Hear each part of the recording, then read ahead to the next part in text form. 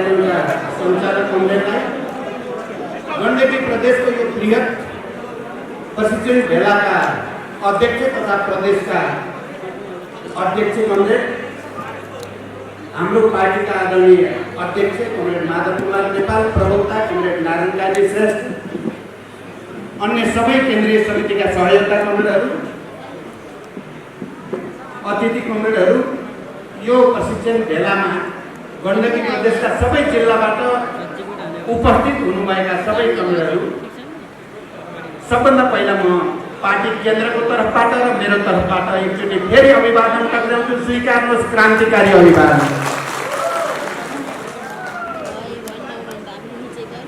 कमरेडहरू, हामी इतिहासको अत्यन्त संवेदनशील घडीमा छौँ। यति बेला झन्डै 70 वर्ष लामो सशस्त्र र शान्तिपूर्ण सङ्घर्षबाट प्राप्त भएका उपलब्धिहरू, सङ्घीय लोकतान्त्रिक गणतन्त्रको संविधान र सङ्घीय लोकतान्त्रिक गणतन्त्र आफै यति बेला धरापमा परेको छ। हजारौं शहीदहरू, बेपत्ता योद्धाहरू, घाइते योद्धाहरू, जनयुद्ध र जनआन्दोलनका लाखौं करोडौं जनताका भावनाहरूमाथि यति बेला जबरजस्त प्रहार भएको छ र हामी सामान्य अवस्थामा यो प्रशिक्षण भेलामा उपस्थित भएका छैनौँ। अत्यन्त विशिष्ट, अत्यन्त संवेदनशील घडीमा हाम्रो इतिहासका, हाम्रो आन्दोलनका र हाम्रो बलिदानका उपलब्धिहरूको रक्षा गर्ने सङ्कल्प सहित हामी आन्दोलनको एउटा नयाँ उचाइ प्राप्त गर्नको निम्ति, त्यसको तयारीको निम्ति यो भेलामा उपस्थित भएका छौँ। हाम्रो लागि यो भेला प्रशिक्षण कुनै प्रहसन होइन, हास्य व्यङ्ग होइन, कुनै उखान टुक्का गरेर हँसाउनको लागि हामी यहाँ जुटेका छैनौँ।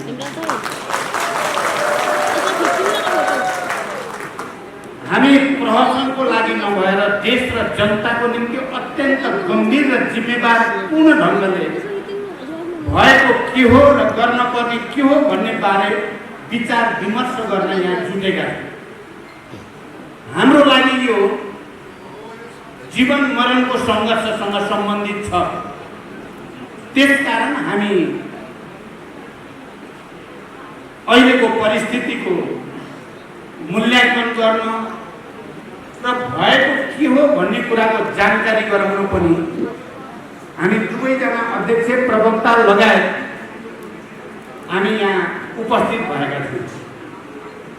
कमरेडहरू, म सुरुमा के भन्न चाहन्छु भने कतिपय मानिसहरूले हाम्रो पार्टीभित्र चलेको विवाद र बहसलाई पदको निम्ति लुछाचुरीको रूपमा या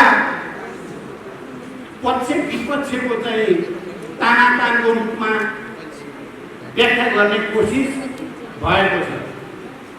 म सुरुमा नै कमरेडको ध्यान केमा आकर्षित गर्न चाहन्छु भने यो पदको लडाईँ होइन, यो तानातानको कुरा पनि होइन, यो विचारको लडाईँ हो, यो राजनैतिक मुद्दाको लडाईँ हो, यो विधि पद्धति पालन गर्ने या नगर्ने विषयको लडाईँ हो, यो राष्ट्र र जनताप्रति जवाबदेही हुने या गैर जिम्मेवार हुने भन्ने विषयको लडाईँ हो र अन्ततः यो सही प्रवृत्ति र गलत प्रवृत्तिका बीचको सङ्घर्ष हो। यसलाई अन्य रूपमा व्याख्या गर्ने सबै प्रयासहरू म खारेज गर्न चाहन्छु। एकदम संश्लेषित रूपमा भन्दा यो क्रान्ति र प्रतिक्रान्तिका बीचको लडाईँ हो, यो अग्रगमन र प्रतिगमनका बीचको लडाईँ हो। त्यहाँ सबै कमरेडहरूलाई यति बेला गम्भीरतापूर्वक, जिम्मेवारीपूर्वक हाम्रा ती महान शहीदहरूलाई हामी स्मरण गरौँ। हाम्रा त्यो हजारौं बेपत्ता भएका योद्धाहरूलाई स्मरण गरौँ। हाम्रा हजारौं घाइते अपाङ्गहरूलाई स्मरण गरौँ। जनयुद्ध र जनआन्दोलनमा सहभागी भएर ठुलो त्याग र तपस्या गरेका सबैलाई हामी सम्मान गरौँ। हाम्रा हिजो युद्धको मैदानमा जनमुक्ति सेनाको रूपमा लडेका ती योद्धाहरूलाई सम्मान गरौँ, स्मरण गरौँ र हामी फेरि एकचोटि उपलब्धिको रक्षा गर्नको लागि, क्रान्तिका उपलब्धिको रक्षा गर्नको लागि राष्ट्र र जनताप्रति हामीले गरेको प्रतिबद्धता जे थियो त्यो प्रतिबद्धताप्रति हामी इमानदार छौँ भनेर एकचोटि फेरि साबित गर्नको लागि एकताबद्ध हौँ र अगाडि बढौँ। आजको आवश्यकता त्यही नै हो र हामीले देशभरि अहिले जे गरिरहेका छौँ त्यसै उद्देश्यका लागि गरेका छौँ। बडो प्रष्ट कुरा के हो भने कम्युनिस्ट पार्टी भनेको एकातिर विचार लाइनको आधारमा, अर्कोतिर विधिको आधारमा, विचार र विधिको संयोजनद्वारा चल्ने पार्टी हो। र हामीले जति बेला पार्टी एकता गरेका थियौँ, तपाईँ हामी सबैलाई स्मरण छ। मलाई के विश्वास छ भने तपाईँहरूले पक्कै पनि पार्टी एकता गर्ने बेलामा हामीले गरेका सहमतिहरू, समझदारीहरू तपाईँहरूले पढ्नु भएको छ, बुझ्नु भएको छ। म खालि स्मरण गराउन चाहन्छु, त्यो एकता गर्दा हामीले प्रष्ट विचारलाई अगाडि राखेका छौँ। मार्क्सवाद लेनिनवादलाई निर्देशक सिद्धान्तको रूपमा स्वीकार गर्ने, तात्कालिक राजनीतिक कार्यदिशाको रूपमा तपाईँले यहाँ लेख्नु भएको छ। समाजवाद उन्मुख जनताको जनवादलाई राजनीतिक कार्यदिशाको रूपमा स्वीकार गर्ने अनि संगठन र विधिको रूपमा लेनिनवादी संगठनात्मक सिद्धान्तलाई आत्मसात गर्ने, व्यक्ति संगठनको मातहत हुने, अल्पमत बहुमतको मातहत हुने, हरेक कमिटीमा बहुमतको निर्णय नै पार्टीको निर्णय हुने भन्ने कुरामा हामीले सहमति गरेर पार्टी एकता गरेका हौँ। तात्कालीन एमालेको जनताको बहुदलीय जनवादको भूमिकाको बारेमा, कमरेड मदन भण्डारीले खेलेको भूमिकाको बारेमा बडो प्रष्टसँग समीक्षा गरिएको छ। र त्यसै गरिकन माओवादी केन्द्रको 21औं शताब्दीमा जनवादको भूमिकाको बारेमा, माओवादी आन्दोलनले नेपालको राजनीतिक परिवर्तनमा खेलेको भूमिका, उत्पीडित वर्ग, जाति, क्षेत्र, लिङ्ग, समुदाय सबैमा राजनीतिक जागरण ल्याउन माओवादी आन्दोलनले, माओवादी युद्धले के भूमिका खेल्यो भन्ने कुरा र विचारको रूपमा 21औं शताब्दीमा जनवादको विकास सम्बन्धी अवधारणाले के भूमिका खेल्यो भन्ने कुरा र त्यो राजनीतिक प्रतिवेदनमा प्रचण्डको नेतृत्वमा के भयो भन्ने कुराको पनि समीक्षा गरिएको छ। म तपाईँहरूलाई एकचोटि फेरि त्यो राजनीतिक प्रतिवेदन जसले विचारलाई, राजनीतिक कार्यदिशालाई, संगठनात्मक सिद्धान्तलाई र हाम्रो इतिहासको समीक्षालाई संश्लेषित गर्दै भनेको के छ भने समाजवाद उन्मुख जनताको जनवादलाई आउने महाधिवेशनसम्म अझ विकसित र अझ परिमार्जित गरेर लैजाने र अनि हाम्रो रणनीतिक लक्ष्य समाजवाद हो, समाजवादको आधार तयार गर्ने भन्ने कुरा पनि बडो प्रष्टसँग भनिएको छ। अहिले हाम्रो लडाइँ एउटा मुख्यतः त्यो राजनीतिक प्रतिवेदनमा संश्लेषित गरेको विचार, राजनीतिक कार्यदिशा, संगठनको सिद्धान्त, विधि पद्धति, इतिहासको समीक्षा जस्ता विषयहरूलाई आत्मसात गर्ने या त्यसलाई छोड्ने भन्ने लडाइँ हो। तपाईँले गहिरिएर हेर्नुभयो भने केपी ओलीले कहिल्यै पनि राजनीतिक प्रतिवेदनमा जे कुरामा सहमति गरिएको हो त्यसको उहाँले उल्लेख पनि गर्नुहुन्न, त्यसलाई स्वीकार पनि गर्नुहुन्न। बरु उहाँले आजभोलि भनेको तपाईँहरूले सुन्नुभयो अस्ति भर्खरै। मलाई त यो कुरा सम्झिँदा अलिक अप्ठ्यारो लाग्छ। माओवादी जनयुद्धमा संलग्न भएका केही साथीहरू जो अहिले केपीसँग जानुभएको छ, मलाई लाज लागेको छ उहाँहरूलाई सम्झिँदा। जनयुद्ध भनेको कुहेको फर्सी हो भनेको सुन्न उहाँहरूले सकेको कसरी हो। राजनीतिक प्रतिवेदन जसमा केपी ओलीले पनि हस्ताक्षर गर्नुभएको छ, त्यो प्रतिवेदनमा माओवादी जनयुद्धले नेपालमा राजनीतिक जागरण ल्याउन महत्त्वपूर्ण भूमिका खेल्यो, संविधान सभाको वातावरण बनाउन, सङ्घीय लोकतान्त्रिक गणतन्त्रको संविधान निर्माण गर्ने कुरामा मुख्य भूमिका खेल्यो भनेर सही गरिएको छ। अहिले त्यही प्रतिवेदन हाम्रो अहिले पनि कायम छ।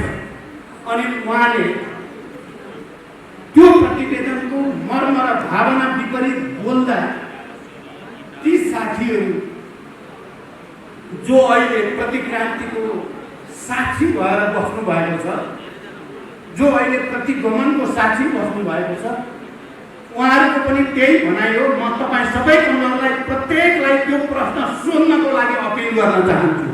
तपाईँहरूले सोध्नुहोस् ती मानिसहरूसँग प्रश्न, के जनयुद्ध पुगेकै फर्सी हो त? के माओवादी आन्दोलनले यो राजनीतिक परिवर्तनमा भूमिका खेलेको भनेर केपी ओलीले गरेको हस्ताक्षर कृत्य हो? केपी ओलीले गरेको हस्ताक्षर कृत्य हो मेरो, या मैले जालसाजी गरेको भनेर उहाँले भन्न सक्नुहुन्छ? यदि त्यसो होइन भने यो बेइमानी हो।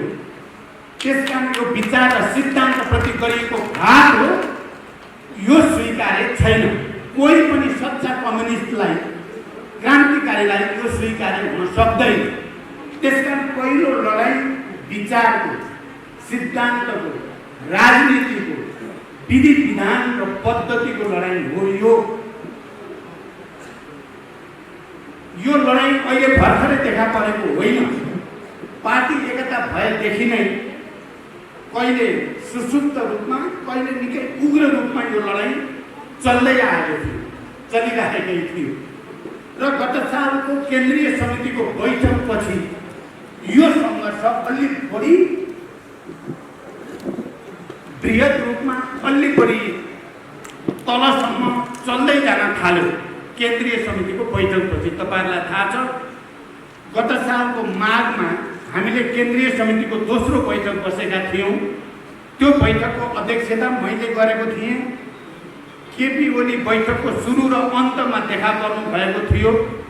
बाँकी त्यो बैठक बडो सकारात्मक ढङ्गले र सफलतापूर्वक सम्पन्न भएको थियो र त्यसले पार्टी एकतालाई सुदृढ गर्न धेरै महत्त्वपूर्ण भूमिका खेल्दै थियो। तर त्यही सफलता केपी नजिकका साथीहरूको लागि असह्य भयो। चाहे उहाँहरू विक्षिप्त हुनुभयो र आफ्नो गुटको अलग्गै भेला गरेर त्यो भेलाबाट अब चाहिँ यो सिङ्गै पार्टीलाई प्रचण्डले कुनै न कुनै रूपमा आफ्नो ग्रिपमा लाने भयो।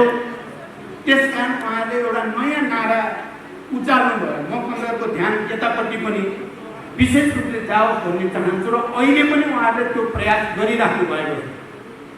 उहाँहरूले यो विचारको, विधिको, सिद्धान्तको, राजनीतिक कार्यदिशाको लडाइँ होइन, यसलाई पूर्व एमाले र पूर्व माओवादीको लडाइँ बनाउने कोसिस गर्नुभयो। कमरेडहरू ध्यान दिनु होला, पूर्व एमाले र पूर्व माओवादीको लडाइँ बनाउने। र कमरेड माधव नेपाल, अध्यक्ष कमरेड माधव नेपाल, उहाँलाई भनियो रात दिन त्यो बैठकपछि, तपाईँ हाम्रो अभिभावक, तपाईँ नै अब आउने महाधिवेशनको अध्यक्ष हो, तपाईँ नै अब आउने चुनावपछि प्रधानमन्त्री तपाईँ नै हो भनेर उहाँले अभियान सुरु गर्नुभयो। र यो लडाइँ सही र गलतका बिचको लडाइँ हो भन्ने कुरालाई डिरेल गर्ने र यसलाई पूर्व समूहको लडाइँ बनाउने निकै ठुलो कसरत उहाँहरूले गर्नुभयो।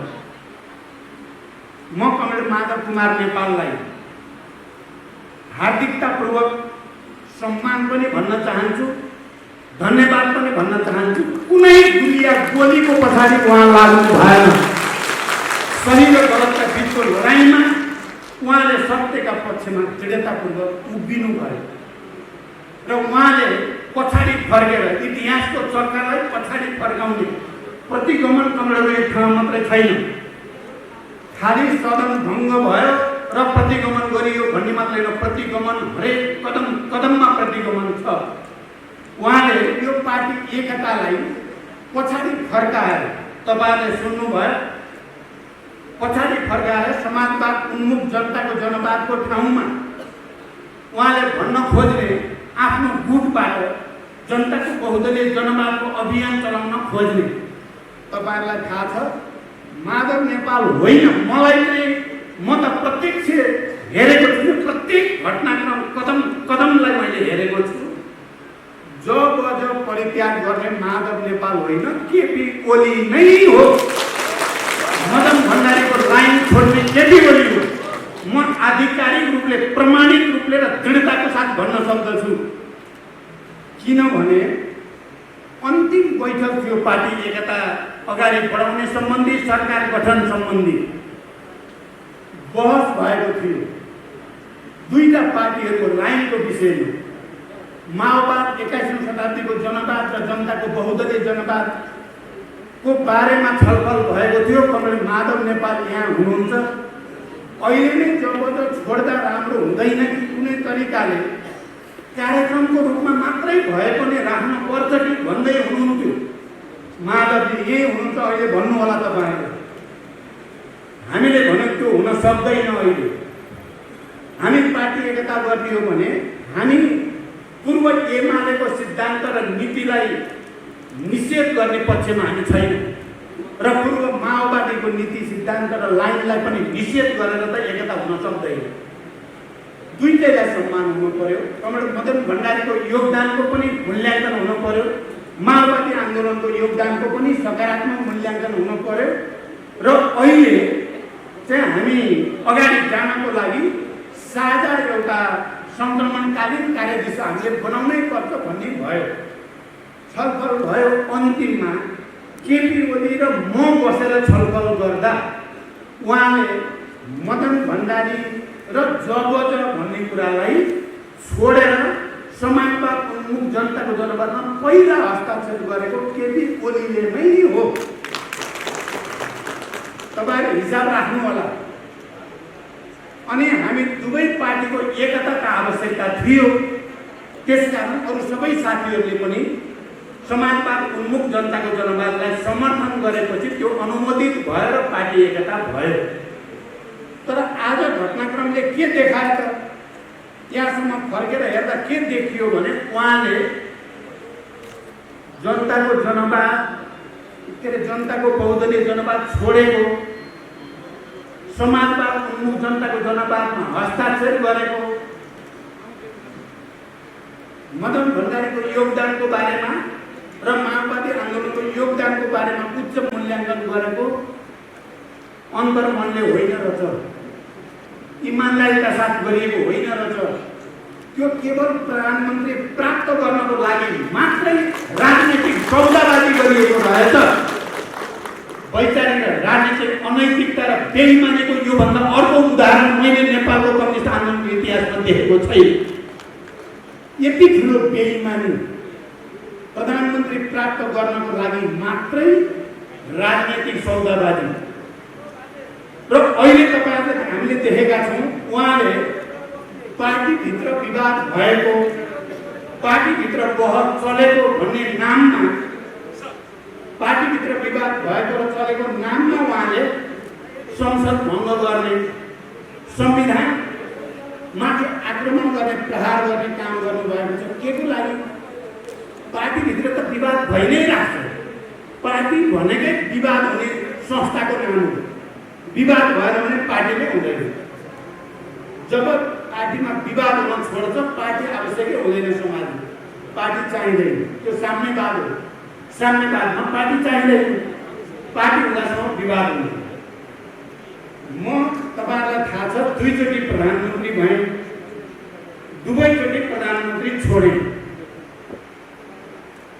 पार्टी प्रधानमन्त्री हुनको लागि पार्टी विभाजन गर्न नि परेन प्रधानमन्त्री छोड्दाखेरि पार्टी विभाजन गर्न पनि परेन विभाजन अरु नै कारणले भयो माधवजी प्रधानमन्त्री हुनुभयो प्रधानमन्त्री छोड्नुभयो पार्टी त विभाजन भएन म प्रधानमन्त्री ज्यानलाई छोड्दिन पार्टी जेसुकै होस् भनेर त माधवजीले पनि त्यति बेला पार्टी बुझाउनु पर्छ एक कमरेड झलनाथ खनाल उहाँ प्रधानमन्त्री हुनुभयो पार्टीले भन्यो त्यति बेला स्वयं केपी ओलीले तपाईँले यो कुरा मान्नु भएन भने प्रधानमन्त्री छोड्नुपर्छ भनेर वक्तव्य दिनुभएको छ। तपाईँले सुन्नु भएको छ त्यो वक्तव्य।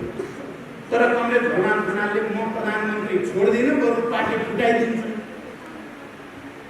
म प्रधानमन्त्री छोड्दिनँ, बरु संविधान बिचिदिन्छु त भन्नु भएन। न मैले भने, न माधवजीले भन्नुभयो, न झरमा। किनकि हामी यहाँ अहिले 3टा पूर्व प्रधानमन्त्री छौँ सचिवालयमा, उप प्रधानमन्त्री छौँ। हामीले त्यसो त गरेनौँ। पार्टीभित्र विवाद भइरहेको छ। पार्टीमा को विधान छ, पार्टीको विधान अनुसार पार्टीले आफ्नो निर्णय गर्छ। विधानमा के भनेको छ मैले अहिले पनि भने, बहुमतको निर्णय पार्टीको निर्णय हुनेछ। त्यो एउटा विधानको एउटा धारा मात्र होइन, एउटा शीर्षकै छ, अध्याय नै छ। बहुमतको निर्णय पार्टीको निर्णय हुनेछ, जसमा केपी ओलीको पनि हस्ताक्षर छ। तपाईँले थाहा पाउनुभयो सचिवालयमा उहाँको बहुमत रहेन, स्थायी समितिमा उहाँको बहुमत रहेन, बरु धेरै नै कमजोर देखिनु भयो। झन्डै 2/3 बहुमत हामीले कमान्ड गऱ्यौँ स्थायी समितिमा। केन्द्रीय समिति तपाईँले देख्नुभयो 2/3 भन्दा बढी सदस्यको हामीले कमान्ड गरेका छौँ। यो जान्नको लागि ठुलो विद्वान हुनुपर्ने केही पनि कुरा छैन। पार्टी विधान अनुसार हामी केमा थियौँ भने, यदि केपी ओलीले आफ्नो गल्ती कमजोरी सच्याउन तयार हुनुहुन्न भने तपाईँले हेर्नुभयो 19 पृष्ठ लामो प्रस्ताव, त्यसको अन्तिममा भनिएको छ उहाँले राष्ट्र र जनताको अहितमा धेरै काम गर्नुभयो। सुशासनका विरुद्ध भ्रष्टाचारको कुरो हामीले मात्रै भनेको कुरा होइन। त्यो त ट्रान्सपेरेन्सी इन्टरनेसनलले नामै टिकेर नेपालको प्रधानमन्त्रीले भ्रष्टाचारीलाई संरक्षण गर्यो भनेर अन्तर्राष्ट्रिय संस्थाले भन्न थाले। यो कुरा सच्याउनु पर्यो, सुशासनतिर जान पर्यो।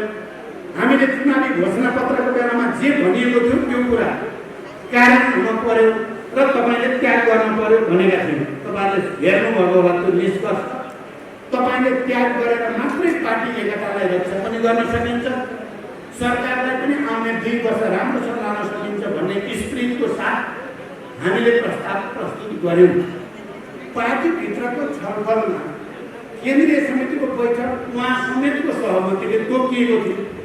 स्थायी समितिको बैठक चलिरहेकै थियो। अघि कमरेड नारायण श्रेष्ठले सम्बन्धी धेरै कुरा भनि पनि सक्नु भएको छ। म त्यतापट्टि धेरै जानुपर्ने लागेको पनि छैन। मेरो ध्यान कहाँनिर छ त भने, पार्टी केन्द्रीय समितिको बैठकले पक्कै पनि उहाँलाई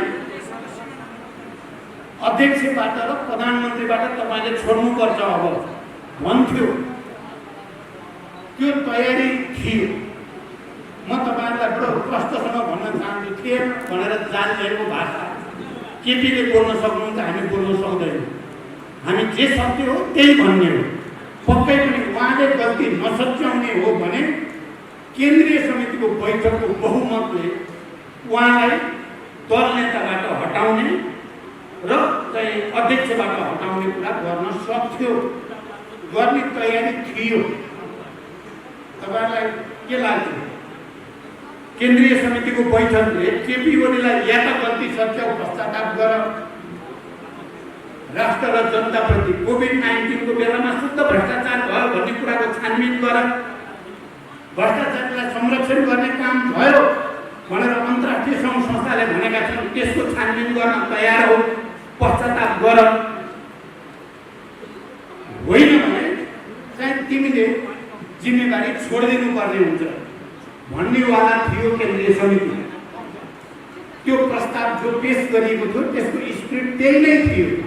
तर पार्टीभित्र अल्पमतमा परे भन्दैमा, पार्टीभित्र सचिवालयमा बहुमत रहेन, स्थायी समितिमा बहुमत रहेन, केन्द्रीय समितिमा बहुमत रहेन भन्दैमा अनि पार्टी विभाजनै गरिदिने, संविधान कुल्चिएर हिँड्ने, संविधानलाई निर्ममतापूर्वक प्रहार गर्ने, संसद भङ्ग गर्ने राइट कहीँ छ? न संविधानमा, न कानुनमा, न नैतिकता, न राजनीतिक परम्परा कहीँ छ? हामीले अहिले प्रश्न गरिरहेका छौँ भने यो विषय पनि अब प्रष्ट भइसकेको छ। लामो 46 सालको ऐतिहासिक जनआन्दोलन पछिका अनुभवहरूको साथ खिचेर नै संविधानमा संसद भङ्ग गर्ने विशेषाधिकार प्रधानमन्त्रीलाई नदिने कुरा धेरै दिनको बहसपछि हामी सबैले सर्वसम्मत रूपमा गरेको कुरा हो। अहिले त्यसमाथि प्रहार के भनेर गरियो? पार्टीभित्र विवाद भयो भनेर। पार्टीभित्रको विवादलाई समाधान गर्ने पार्टीकै वैधानिक प्रक्रिया छ, पार्टीकै आधिकारिक प्रक्रिया छ। अनि संसदभित्र पैदा हुने समस्याहरूको समाधान गर्ने संसदको आफ्नै मान्यता छ, संविधानको मान्यता छ, ऐन कानुनहरू छन्, नियमावलीहरू छन्, त्यसअनुसार चल्छ। पार्टीभित्र विवाद भयो भनेर जनताले सार्वभौम नेपाली जनताले चुनेर पठाएको सार्वभौम संस्था संसदमाथि प्रहार गर्ने कहीँ कतै मिल्छ त? यसको जवाब छैन। अघि नै यहाँ कुरा आइसकेको छ, उहाँले जवाब दिन सक्ने ठाउँै छैन, कहीँ कतै बोल्ने ठाउँै छैन। तर पनि पद र पावरको बलमा मानिसहरूलाई धम्क्याउने, तर्साउने अनेक किसिमका हटकण्डाहरू उपयोग भइरहेको तपाईँ हामीले देखेका छौँ। मैले अघि भने उहाँहरूको प्रतिगमन खालि संविधानको भावना र मर्ममाथि प्रहार गर्नेमा मात्र होइन, पार्टी एकताको मर्म र भावनामाथि प्रहार गर्ने, पार्टी एकताका बेलामा बनाइएका हाम्रा मूल्य मान्यतामाथि प्रहार गर्ने हरेक ठाउँमा प्रतिगमन मात्रै। म चुनौती दिएर भन्न चाहन्छु कमरेड केपी ओलीलाई, तपाईँ खण्डन गर्न सक्नुहुन्छ या हास्य व्यक्त गरेर मान्छेलाई प्रहसन गराएर दुनियाँलाई उल्लु बनाउन सक्ने भन्ने ठान्नु भएको छ तपाईँले? जनतालाई भेडा बाख्रा ठान्नु भएको छ तपाईँले? ती हजारौं शहीदहरूको बलिदान र हजारौं योद्धाहरूको त्याग तपस्यालाई तपाईँले ठट्टा ठान्नु भएको छ। तपाईँ हो गणतन्त्र सम्भव छैन नेपालमा भन्ने तपाईँ हो, हामी होइन। समावेशी समानुपातिक चाहिँदैन भन्ने तपाईँ हो, हामी होइन। नेपाली जनता होइन, कोही पनि पार्टीका नेताहरू होइन।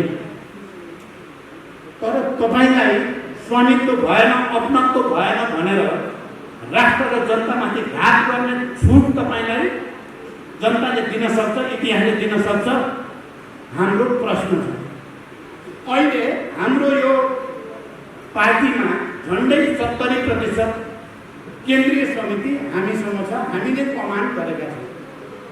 हिजो मात्रै अध्यक्ष कमरेड माधव र म हामी दुवैजना अध्यक्ष निर्वाचन आयोगमा गयौँ र हामीले विगतको नजिर र सन्दर्भहरू समेत अहिलेको विशिष्ट अवस्था र हाम्रो पार्टीको स्थितिको बारेमा फेरि एकचोटि सविस्तार त्यहाँ कुरा राख्यौँ। र हिजो हामीलाई के विश्वास भएको छ, म चाहिँ के विश्वास लिएर निक्लेर मलाई लाग्छ कमरेड माधव नेपाल पनि र हामी जो त्यहाँ थियौँ कि निर्वाचन आयोगले अन्ततः निष्पक्ष गर्छ भन्ने विश्वास लिएर आएका छन्। के विश्वास लिएर नेपाल कम्युनिस्ट पार्टी नेकपा हाम्रै हुन्छ, सूर्य चिन्ह हाम्रै हुन्छ। तपाईँ देखेर दुनियाँको कुनै तागतले त्यसलाई हामीबाट खोज्न सक्दैन। खोज्यो भने आँधी हुरी बतासको त नेपालमा कसैले रोक्न सक्दैन। तर हिजो हामीले कुरा गर्दा निर्वाचनका प्रमुख आयुक्त र आयुक्तहरू यो विषयमा गम्भीर भएको नै हामीले पायौँ। तर केपी ओलीका मान्छेले जनतालाई भ्रम दिन फेरि हप्काएर पठायो। माधवजी र म हामीलाई त हप्काएर पठायो। हिजो भएको छलफल कुराकानी र त्यसको भावना र अनुभूति हामीले बुझेका छौँ। त्यसकारण तपाईँहरू ढुक्क भयो भने के साथीहरूलाई नाम के हुन्छ, सूर्य चिन्ह के हुन्छ भन्ने कुराले अलिअलि चाहिँ के गर्ने भन्नु भएको छ अरे। म आज हिजोको पनि आजको पनि अध्यक्षको हैसियतले र मैले जे बुझेको छु निर्वाचन आयोग या नियम कानुन संविधान सबैको मर्म भावना र हिजो मात्रै भएको कुराको आधारमा तपाईँहरूलाई पुरै विश्वास दिएर म चाहन्छु नाम र चिन्ह हाम्रै हुन्छ। त्यसकारण दुविधामा नबस्नु, तपाईँहरू अब बस्नै पर्दैन, दुविधामा बस्नै पर्दैन। किनकि निर्वाचन सम्बन्धी दल सम्बन्धी नियममा ऐनमा प्रष्टसँग भनेको छ जोसँग 50% भन्दा बढी केन्द्रीय समितिको सदस्यको सङ्ख्या हुन्छ, त्यही आधिकारिक हुन्छ, लोगो चुनाव चिन्ह त्यसैले पाउँछ भनेको छ। हामीले हिजो पढेर पनि हेऱ्यौँ, उहाँहरूलाई पनि देखायौँ, यो छ नि। तर हामीसँग त 70% छ। 2-4 जना यताउता भएका छन्। अब कोही मन्त्री पाएपछि जाने, तिनको कुरा छोडिदिउँ। मैले के भनेको छु, बुवाका साथीहरूलाई धेरै घृणा गर्नु पर्दैन। 3-4 महिनापछि ती फर्किन यहीँ आउनु पर्छ। अब फर्केपछि के जिम्मा तिमी त्यति बेला सोचौँला। फर्किँदा धेरै फर्किन्छ, त्यहाँ बस्ने ठाउँ हुँदैन, त्यहाँ बस्न सम्भव हुँदैन। अहिले कमरेड नारायण श्रेष्ठले भनेको जस्तै मलाई पनि लाग्छ, कसरी सुत्न सक्नु भयो उहाँहरू।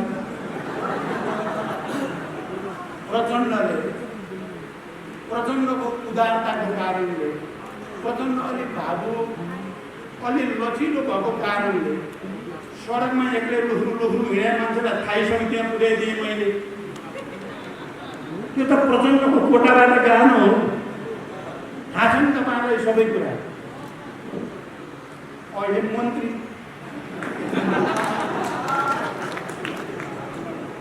विचार गर्नुपर्छ। राजनीतिमा अलिकति नैतिकता, इमान, जमान थोरै त हुनु पऱ्यो नि। तर पनि मलाई फेरि रिस राख्नै हुँदैन। आउँछ भोलि ती साथीहरू आएपछि म फेरि ग्रुपको भित्र हालिहाल्छु। म ती साथीहरूलाई अब सुत्नुहोस् राम्रैसँग भन्न चाहन्छु। जति दिन भयो नि मन्त्री हुनुभएको छ,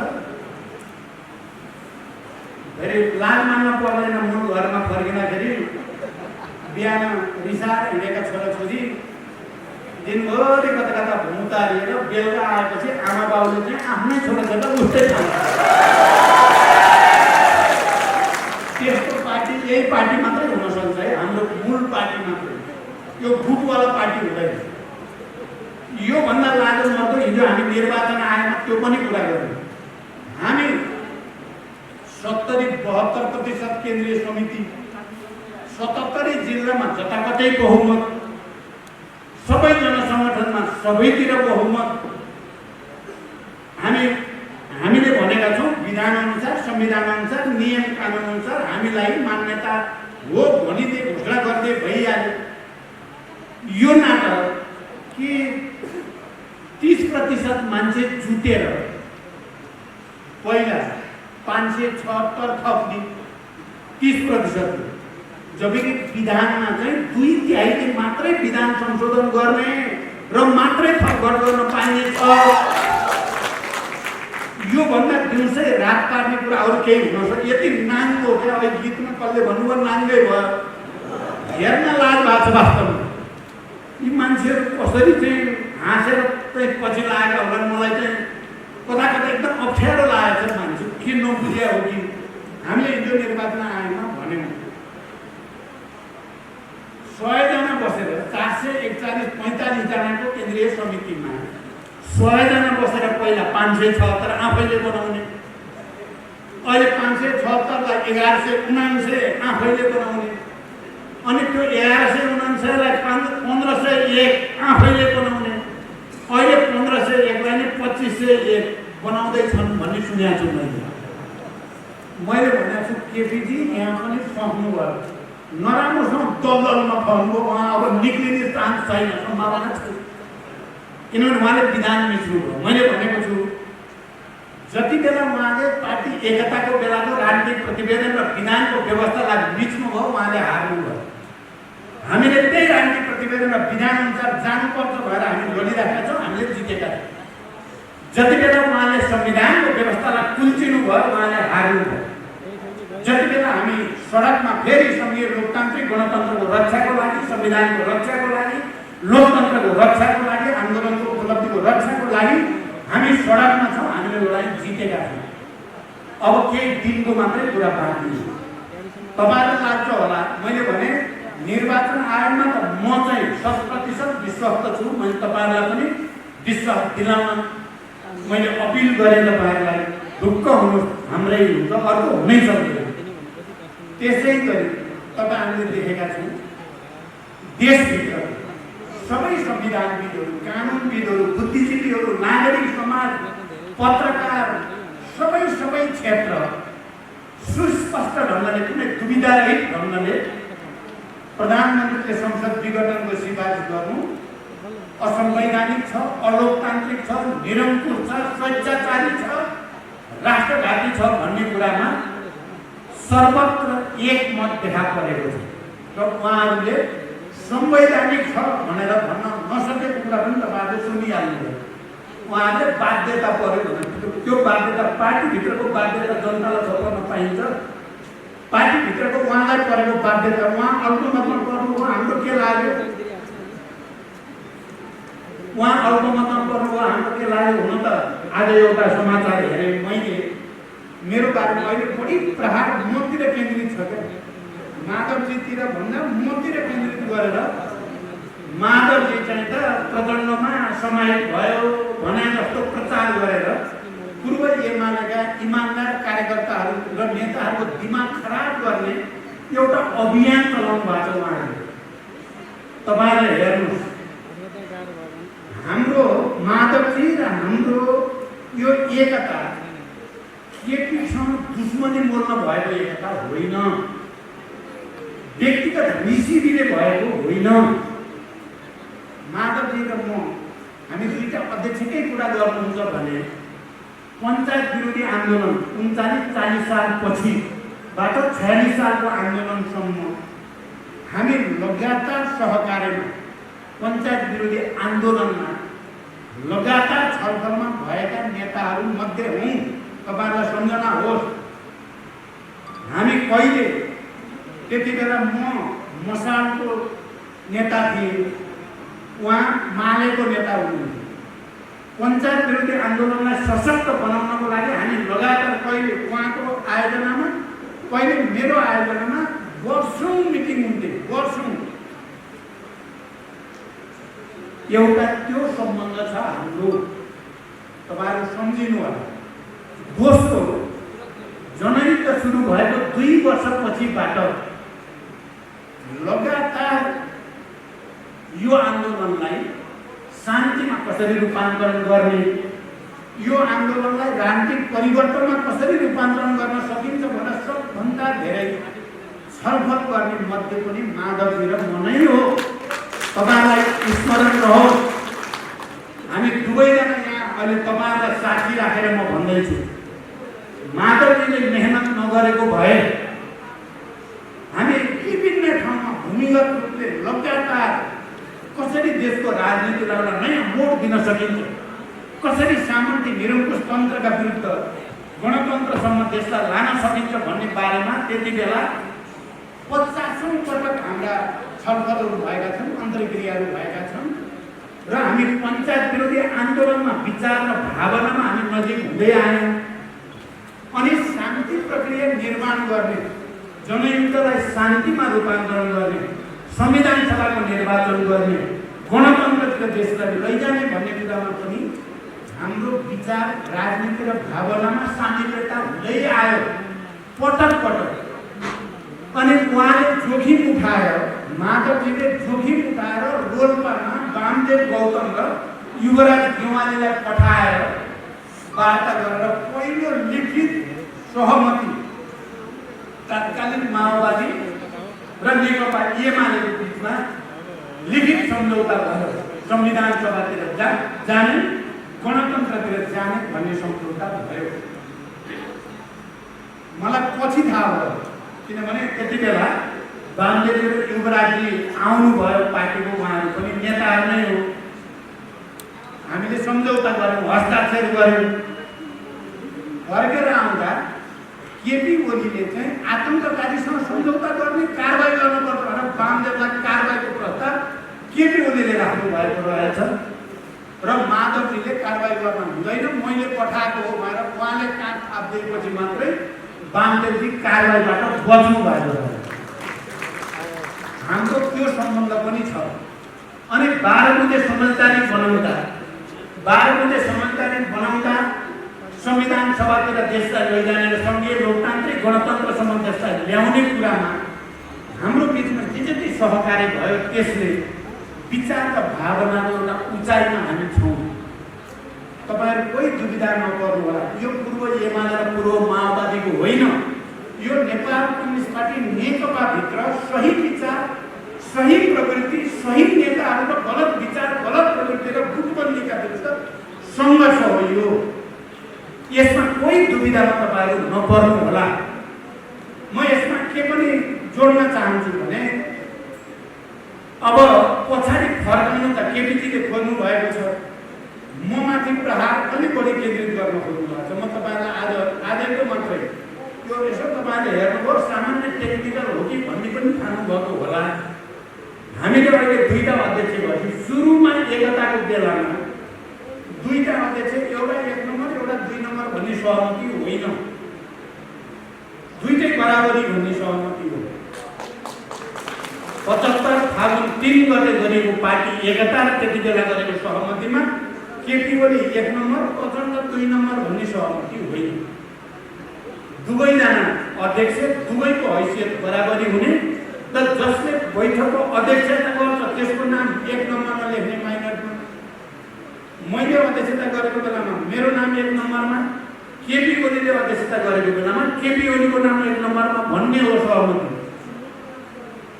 तर पछि केपीजी भएको सहमतिबाट पछि हट्नुभयो, तर त्यति बेला झगडा गरेर पछि हट्नुभएको होइन।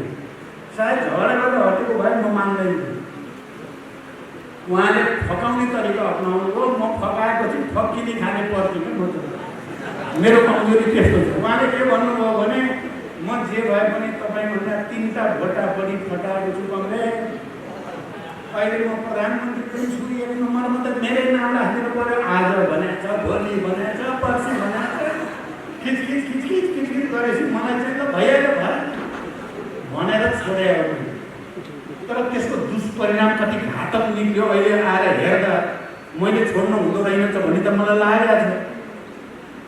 तर अहिले म फेरि हामी माधवजी अध्यक्ष हुनुभयो, हाम्रो त्यही विधान अनुसार विधानमा महाधिवेशनमा 2टा अध्यक्षको व्यवस्था छ, माधवजी हुनुभयो। अब हेर्नुहोस्, मैले नै भने माधवजीलाई अब चाहिँ हामी फेरि केन्द्रीय समितिको बैठकमै भने हामी आलोपालोको चाहिँ जो पहिलाको चाहिँ ओरिजिनल सहमति हो नि, पहिलो चाहिँ आधिकारिक सहमति, त्यही सहमति लागू गर्ने हो। केपीले जस्तो जान्थेन षड्यन्त्र बेइमानी चाहिँ हामीले नगर्ने भनेर मैले अहिले माधवजीले अस्ति स्थायी समितिको बैठकको अध्यक्षता माधवजीले गर्नुभयो, म यता बसेँ। हाम्रो सहमति छ अर्को बैठक मैले अध्यक्षता गर्छु, उहाँ बस्नुहुन्छ। आज म हुन त म पहिला जानुपर्ने प्लेनको टिकट भएर हो, तर म तपाईलाई के भन्न चाहन्छु भने अर्को बैठकको अध्यक्षता म नगर्दासम्म उहाँ 1 नम्बर हो। त्यसैले उहाँले लास्टको बोल्नुपर्छ भनेर मैले तपाईहरु बुझ्नु होला। हाम्रो विचार भावना के रहेछ भन्ने कुरा तपाईहरु बुझ्नु होला। तपाईहरु के भ्रममा नपर्नु होला। केपीले फैलाएको भ्रम छ प्रचण्डको पक्षमा गयो भन्ने होइन, म माधवको पक्षमा गयो भन्ने हामी गएकै भनेर के बिग्रिन्छ भनेर त माधवले मेरो पक्ष, म माधवजीको पक्ष एकता गरे हो नि। हामीले ओरिजिनल सहमति जे गरेको त्यही मानेछौँ। हामी जातिहरू गर्ने पक्षमा छैनौँ र मलाई विश्वास छ। मलाई यो बिचमा यदि तपाईँ के पनि भन्न मन लाग्यो भने पहिलो स्थायी समितिको बैठकबाट नै अलिकति पार्टीभित्र घचपचे त हुन सुरु गर्यो। केपीको उद्देश्य इमान्दारिताको रहेनछ, बेइमानीको, जागजेलको, छलछाम पनि नाङ्गै गर्नुहुन्छ। त्यो नाङ्गै गरेको छलछाम अहिले धेरै भन्न पनि मलाई लाज लाग्छ। उहाँले त्यसो गर्ने छलछामको तरिका अपनाउने जहिले पनि। त्यति बेला वामदेवजीलाई म सम्झन चाहन्छु। मैले वामदेवलाई एउटा प्रसङ्गमा तपाईँ सम्झिहालेर रोल्पामा उहाँ गएर हस्ताक्षर गरेको र 2टा मिल्नुपर्छ, 2टा पार्टी मिलेर जानुपर्छ भनेको र माधवजीले त्यसलाई काठ थापिदिएको, वामदेवजीको काठ थापेको, नत्र वामदेवलाई कारवाही आतङ्ककारीसँग गरेर सम्झौता गरेको भनेर भन्ने गणतन्त्रबारे के थियो केपीजीको भन्ने भनिराख्नु परेन। वामदेवजीले पछि के भन्नुभयो मलाई भने, किनभने मैले माधवजीलाई पञ्चायत विरोधी आन्दोलनदेखि जनयुद्धको बेलामा भएका सहकार्यदेखि 12 बुँदे समझदारीदेखि नारायण कमरेड यही हुनुहुन्छ।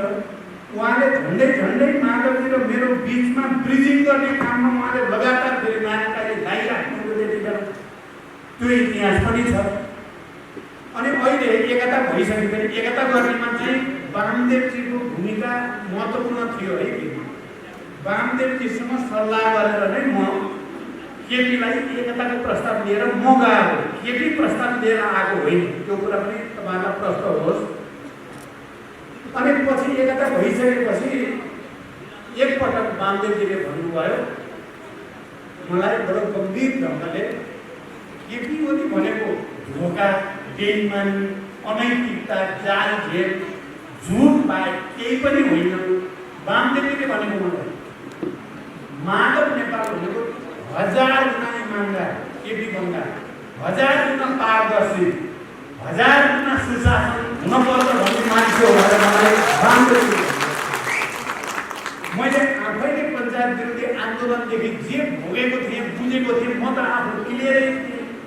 तर वामदेवजीले भनेको त्यो 1000 गुणा पारदर्शी, 1000 गुणा इमान्दार, 1000 गुणा क्रान्तिकारी, 1000 गुणा सुशासनवाला हो भन्दा मलाई बडो गर्वको महसुस भएको थियो। हुन त अहिले बिचरा वामदेवजी फेरि आफ्नै धुनमा हुनुहुन्छ। अब कुरा नै भइरहेको छ वामदेवजीसँग, फेरि अहिले पनि कुरा त भइरहेकै छ। तर पनि यस किसिमको एकता होइन। हाम्रो अहिले खालि केपीलाई हटाउन बहुमत पुर्याउन गरेको एकता होइन। यो राष्ट्र के गरी राम्रो बनाउने, जनतालाई कसरी राहत दिने, विकास निर्माण र समृद्धितिर देशलाई कसरी लैजाने, सुशासन कसरी कायम गर्ने र यो कम्युनिस्ट पार्टी जस्तो यो पार्टीलाई कसरी बनाउने भन्ने विचार र भावनामा एकताको कारणले हाम्रो यो समीकरण अगाडि आएको हो। यसलाई उहाँले केपीजीले गुटबन्दी गरे, खुमलटारमा चढिने 5 जना बस्ने गुटबन्दी भनेर भन्ने गर्नुहुन्छ। केपीले बालुवाटारमा बसेर गरेको, देशभरि गरेको गुटबन्दी नहुने। हामी सचिवालयका बहुमत बसेपछि त गुटबन्दी नै भएन नि, सचिवालय नै भयो। तपाईँहरू विचार गर्नुहोस्, विधान अनुसार सचिवालयको बहुमत भइसक्यो त बहुमतै भयो नि, त्यहाँ गुटबन्दी भन्ने कुरा भएर सचिवालय बस्दा।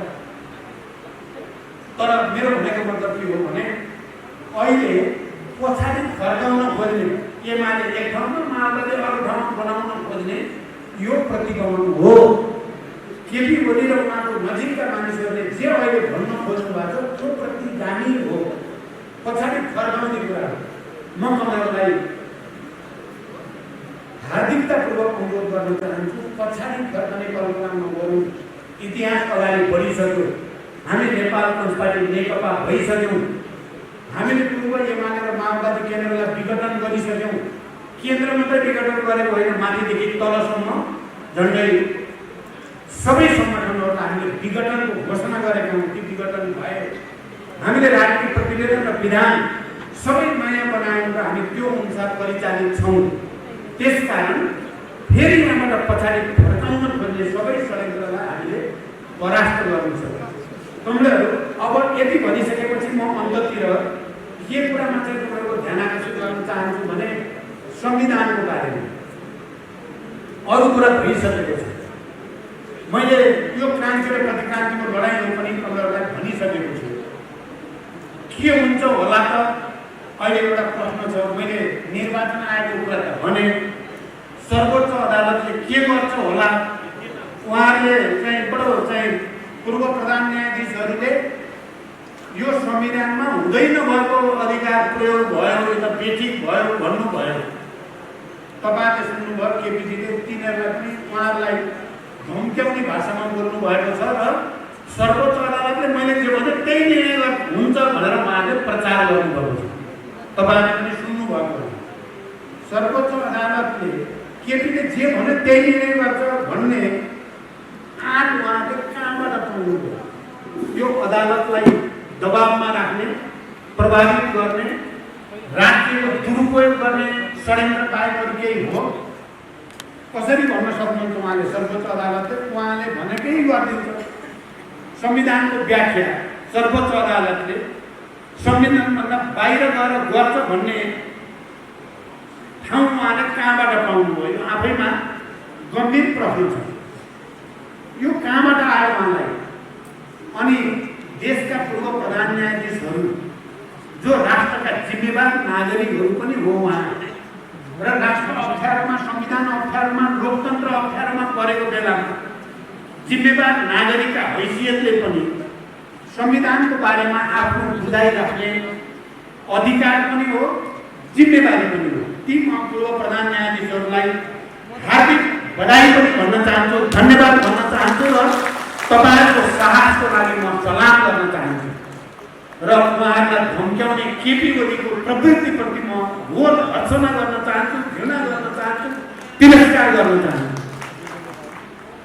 अब के हुन्छ भन्ने बारेमा मलाई विश्वास छ सर्वोच्च अदालतले संविधानको व्याख्या गर्ने हो, संविधान संशोधन गर्ने पनि होइन, संविधानको आफूकासी व्याख्या गर्ने भन्ने पनि होइन।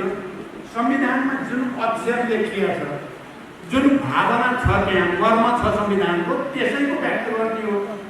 त्यसकारण सर्वोच्च अदालतले अन्ततः संविधानमा हुँदै नभएको कुरा प्रधानमन्त्रीले भनेको कुरा गर्छ भन्ने मलाई पटक्कै विश्वास छैन। यो एउटा कुरा भने मैले बुझेको अर्को कुरा पनि म कमरेडहरूलाई भन्छु। मलाई के विश्वास छ भने सर्वोच्च अदालतले संसद पुनर्स्थापना गर्छ भन्ने कुरामा पुरै विश्वास छ। यो विश्वास त्यत्तिकै काल्पनिक आधारमा भनेको होइन। धेरै मानिसहरूसँगको अन्तर्क्रिया, संविधानविदहरूसँगका कुराकानी, न्यायाधीशहरूकै अभिव्यक्तिहरू सबै सुनेर म भन्दैछु, तपाईहरु ढुक्क हुनु होला। संसद पुनर्स्थापना भइहाल्छ र सर्वोच्च अदालतले संविधानको सही व्याख्या गर्छ। सही व्याख्या गर्ने बित्तिकै संसद पुनर्स्थापना हुन्छ। अब यदि त्यसो गर्न ढिलाइ भयो या अन्यथा भयो भने सबभन्दा ठुलो अदालत भनेको जनताको अदालत नै हो। त्यहाँ जनताको अदालत हिजो तपाईँ हामी कल्पना गरौँ 12 बजे समझदारी हामी गर्दै थियौँ। गिरिजा प्रसाद कोइराला हुनुहुन्थ्यो त्यति बेला, हामीहरू थियौँ सबै। संसद विघटन भएको कति वर्ष भएको थियो अरे? 7-8 वर्ष कति भइसकेका थियो। 7-8 वर्षपछि संसद पुनर्स्थापना भयो। हुन त गिरिजा बाबु जस्तो बुढो मान्छे त्यति बेला रत्नपारमा 200-400 मान्छे लिएर बसेर पुलिसले लछार पछार पारेर लाठीचार्ज गरेर उहाँको टाउको पनि फुटेको दृश्य पनि तपाईँले देख्नुभएको होला। तर अन्ततः सत्यको त जित भयो नि त। अन्ततः त संसद पुनर्स्थापना भयो। हामीलाई विश्वास छ कि संसद पुनर्स्थापना अदालतकै फैसलाबाट हुन्छ। तर हामी त्यो अदालतप्रति भरोसा गर्दै जनताको अदालतलाई पनि जागरुक बनाउने ऐतिहासिक आवश्यकता महसुस गर्छौँ। जति बेला म कमरेडलाई भन्न चाहन्छु, जति बेला हामीले 19 पृष्ठ लामो प्रस्ताव लेख्यौँ र केपीको निरङ्कुशतावादी, स्वेच्छाचारी, व्यक्तिवादी, गुटवादी, षड्यन्त्र गर्ने शैली, भ्रष्टाचारी, यो सबै प्रवृत्तिका विरुद्ध जिहाद छेड्यौँ। हामी 5 जनाले नै सामूहिक रूपमा चाहिँ प्रहार गरेकै हो र त्यो प्रहार गर्नुपर्ने ऐतिहासिक आवश्यकता महसुस भएरै गरे हो। मलाई यहाँ केही कमरेडले चिट दिनुभएको छ मलाई, मैले त्यो पनि हेरेको छु।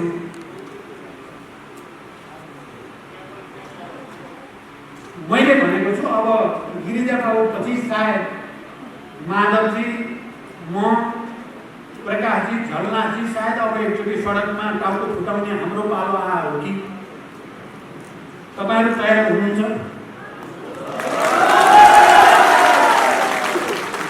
मलाई भन्नुहुन्छ भने यो हामीले अन्यायका विरुद्ध, अत्याचारका विरुद्ध, स्वेच्छाचारिता र निरङ्कुशताका विरुद्ध फेरि एकचोटि विद्रोह गर्नुपर्ने, फेरि एकचोटि क्रान्तिको नेतृत्व गर्नुपर्ने। हिजो हामी पञ्चायत विरोधी आन्दोलनमा जेल जे भोग्न पनि तयार भएर हिँडेकै हो।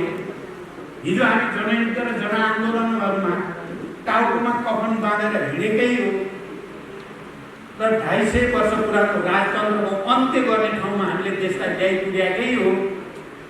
अहिले केपी ओलीको उखान टुक्का र यो चाहिँ प्रहसनलाई परास्त गर्न केही दिन सडकमा चाहिँ हामीले चाहिँ पुरै सुचारू ढङ्गले जानुपर्छ भने हामी तयार।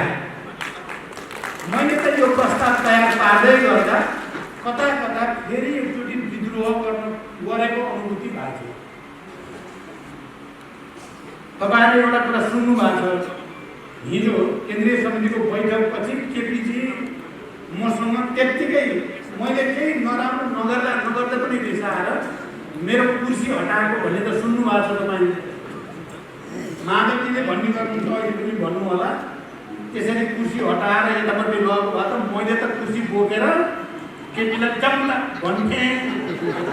प्रचण्डसित सजिलै गएर गफ्नुभयो भन्नुहुन्छ उहाँले। मैले के भन्छु भने ठिकै हो, म तपाईँको स्पिच अनुसारलाई म सम्मान गर्छु, तर मैले त्यति बेला भनेको थिएँ धन्यवाद केपीजी, तपाईँतिर थिएँ मलाई अप्ठ्यारो लाग्थ्यो, तपाईँले सबै जनता राष्ट्रपति गरेको घाटको कारणले तपाईँसँग नजिक बस्दा अप्ठ्यारो लाग्थ्यो। मलाई माधवजी, झलनाथजी, नारायण काजी, वामदेवसँग लैदिनु भयो, मलाई उताको किताबमा पुर्याइदिनु भयो, मलाई बहुमत बनाइदिनु भयो, धन्यवाद। सार त एउटै हो, माधवजी भनेको पनि त्यही सार हो, मैले भनेको पनि त्यही सार हो। तर अहिले अब एकचोटि फेरि सडकमा आन्दोलन गर्दा गर्वको महसुस हुन्छ, फेरि निरङ्कुशतन्त्रका विरुद्ध, फेरि स्वेच्छाचारिताका विरुद्ध, फेरि राज्यको दुरुपयोग गर्ने षड्यन्त्रका विरुद्ध जनताको साथमा, राष्ट्रको साथमा फेरि अगाडि बढ्ने अवसर प्राप्त भएको छ। यो चुनौती पनि हो, यो अवसर पनि हो। यो पार्टी एकता भन्ने कुरा पनि कहिलेकाहीँ पार्टी एकता भन्दा भन्दै सोभियत सङ्घको त्यो गति भयो, एकता भन्दा भन्दै पूर्वी युरोपमा त्यो गति भयो, एकता भन्दा भन्दै सिपिएमको पश्चिम बङ्गालमा त्यो गति भयो। गलत चिजका विरुद्ध सङ्घर्ष नगर्यो भने त झन् सिद्धिने त विलोप हुने त पार्टी त। अब त मैले अहिले गण्डकमा यतिका तपाईँ आएको देख्दा म निकै उत्साहित पनि भएको छु। तपाईँहरू अब जागिदिनु भयो र तल गएर कार्यकर्ता र जनतालाई प्रशिक्षण गर्ने, परिचालन गर्ने, आन्दोलित गर्ने काम गर्नुभयो भने मलाई लाग्छ हामी छिटै नै, धेरै समय होइन, केही महिनाभित्रै हामी विजयी हुन्छौँ।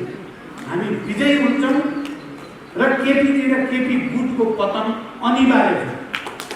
मैले भनेको छु केपीजी, तपाईँले इतिहासमा कलङ्कको टीका लगाइसक्नुभयो, अब यो पुछिँदैन। यत्रो पार्टी एकता, यत्रो 2/3 बहुमत हामीले के गरेका थियौँ? अन्तिम समयसम्म पार्टी एकताको निम्ति हामी पहल गर्दै थियौँ। तपाईँले जसरी दुर्घटना गराउनु भयो, तपाईँले इतिहासमा कलङ्कको टीका लगाउनु भयो, यो मेटिँदैन। तपाईँको पतन सुरु भयो र हाम्रो विजय अभियान सुरु भयो भनेको छु कमरेडहरू। यसलाई सार्थक बनाउनको लागि तपाईँहरू सबै अब केही समय यो आन्दोलनको कार्यक्रम हामी अलिकति त्यसलाई रिभिजिट गर्दैछौँ, केही संशोधन पनि होला र सडकमा हामी अलिक जुझारू किसिमले जान जरुरी छ। 1-2 महिना हामीले अलिक धेरै नै मेहनत गर्नु जरुरी छ। त्यो मेहनत गरिसकेपछि मैले भने तपाईँहरूले जे सोच्नुभएको छ, कोही साथीहरूलाई अलिअलि दुविधा, त्यो दुविधामा रहनु पर्दैन। निर्वाचन आयोग, सर्वोच्च अदालत र जनताको अदालत सबैको फैसला एउटै आउँछ। संसद पुनर्स्थापना, नेपाल कम्युनिस्ट पार्टी नेकपा, यसलाई मान्यता यही आउँछ। तर त्यसको निम्ति हामी एक ढिक्का हुनु जरुरी छ। हामी विचारको आधारमा, सङ्गठनको भाव सिद्धान्तको आधारमा, राजनीतिक कार्यदिशाको आधारमा र इतिहासका अनुभवका आधारमा हामी एक ढिक्का, किनभने हामीले केपीलाई विरोध गरेको मात्रै होइन, यो हामीलाई साँचो अर्थको कम्युनिस्ट पार्टी बनाउने प्रक्रिया पनि हो। यो बहस हामी आफैभित्र फोहोर मैला अलिअलि जम्मा भएको छ, त्यो आफैभित्रको फोहोर मैला सफा गर्ने कुरा पनि हो यो अभियान। यो पनि बुझ्नु होला, खालि केपीलाई गाली गरेको नसम्झिनु होला। यो हामीभित्रको फोहोर मैला सफा गर्ने सङ्घर्ष पनि हो। यो हामीले आफै नै कमजोरीमाथि प्रहार गरेका छौँ। त्यसकारण तपाईँहरू पनि यही भावनाको साथ सङ्घर्षमा, सङ्गठन परिचालनमा, तलसम्म जनता परिचालनमा एकजुट भएर लाग्नुहोस्। मैले छ्याङ्गै देखाएको छु, हामीले जितिसकेका छौँ। अब केही दिनको र केही समयको मात्रै कुरा हो, हामी जित्छौँ। यही अपिल तपाईँलाई गर्दै